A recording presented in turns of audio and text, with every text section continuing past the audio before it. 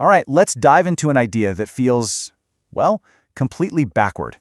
The idea that for a lot of modern families, having two incomes doesn't make you stronger. It actually makes you more financially fragile and can leave you feeling broker than ever. So how on earth does that work? Let's get into it. Does this thought ever just pop into your head? You look at your total household income, on paper, and it's a big number. It should feel like you're crushing it. But then you look at your bank account, and the reality just doesn't add up. If you've ever felt that way, I'm telling you, you are not alone. And it turns out there's a huge economic reason for that feeling. So here's our roadmap. We're going to start with this weird money paradox. Then we'll define exactly what the two-income trap is. We'll jump in a time machine and compare the 1970s to today. And then, and this is the fun part, we'll do the actual math on where that second paycheck just vanishes. Finally, we'll look at the bidding war that got us here and wrap up with a real, actionable plan to get out of it. So let's kick things off with this paradox. How can a family be in a top income bracket but still feel like they are one flat tire away from a total financial disaster? I want you to picture a typical professional couple. Maybe she's in marketing, he's in IT. Together, they pull in $133,000 a year.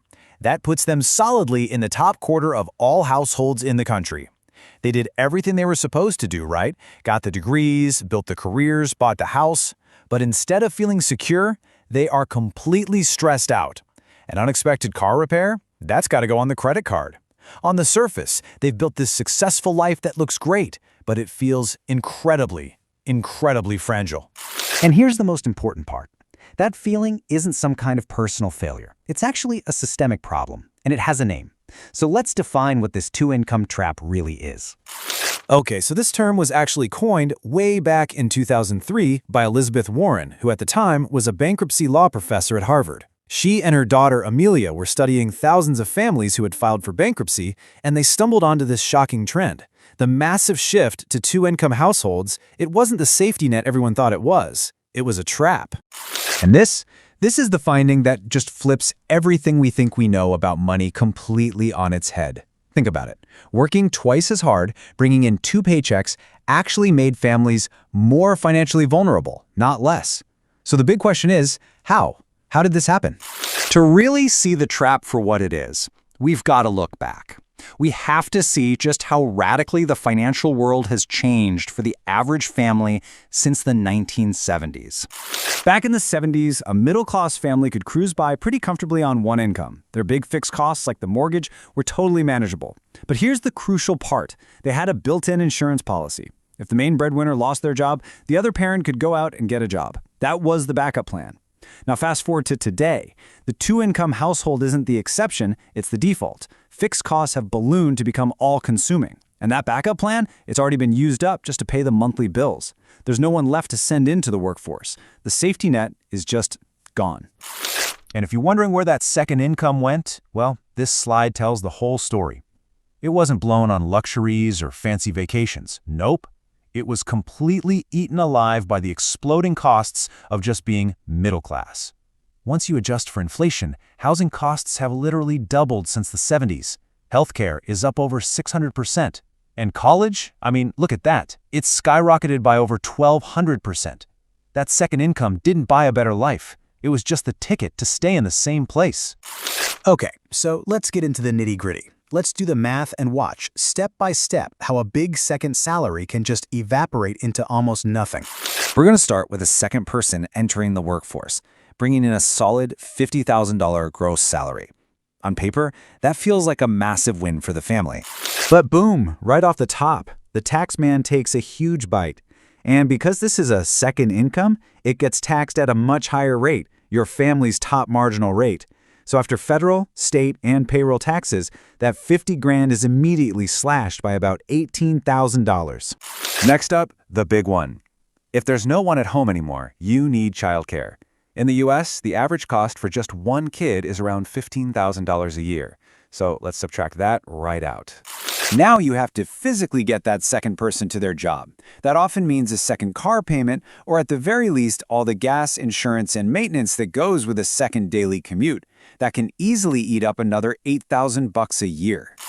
And finally, we have the hidden costs. I call this the exhaustion tax. When both parents are working full-time, who has the time or energy to cook every meal, deep clean the house, and run all the errands? You end up spending way more on takeout, DoorDash, and other convenience services. Let's be conservative and say that's $7,000 a year. So after all of that, after all those deductions, what's left? Are you ready for this? That entire $50,000 salary has netted the family just $2,000 for the entire year. Let that sink in. For a full year of work, of stress, of commuting, they gained about $1 per hour. The second income almost completely disappeared. So that explains where the money goes. But why? Why did the basic costs of a middle-class life get so ridiculously expensive in the first place? Well, it turns out millions of families fell into the exact same trap, and it created a massive, nationwide bidding war. Here's what happened. When an entire generation of families suddenly had double the income, they didn't all just go out and buy mansions. They started bidding against each other for the same houses, especially the ones in good school districts. This created a massive financial arms race. Prices for those starter homes got driven up so high that having two incomes became the new normal, the new baseline. You now have to earn twice as much just to buy the same middle-class life that one income used to cover easily. Okay, that's a lot, and honestly, it's pretty bleak. But the whole point of understanding a trap is so you can figure out how to escape it. So now, let's talk about a new way of thinking and a real plan to take back control. The whole strategy revolves around what's called the one-income foundation. First, you have to completely change your mindset. You have to start treating that second income as if it's temporary, like a bonus, even if it feels permanent. Second, and this is the absolute key, you structure all your non-negotiable costs, like your mortgage and car payments, so that they can be covered by one of your incomes alone. Third, you take every single penny of that second income and you use it to build wealth. You attack debt, you build a massive emergency fund, you invest. And that leads to the final, most important step. Every dollar you save is literally buying back the financial flexibility and security that so many families have lost. And you see, this reframes the entire goal. It's not about maximizing your gross income anymore. It's about maximizing your options. It's about having the freedom and the cushion to handle a shock, a layoff, a medical emergency, without your whole world collapsing. Real wealth isn't the number on your W-2. It's having the freedom to make choices. And that really leaves all of us with one final and maybe pretty tough question to ask ourselves. It is so easy to build a life based on what two incomes can buy, locking ourselves into this brittle existence that needs everything to go perfectly right all the time. So it's worth asking, are you trading your family's real, tangible flexibility for just the appearance of wealth? Thinking about that might just change everything.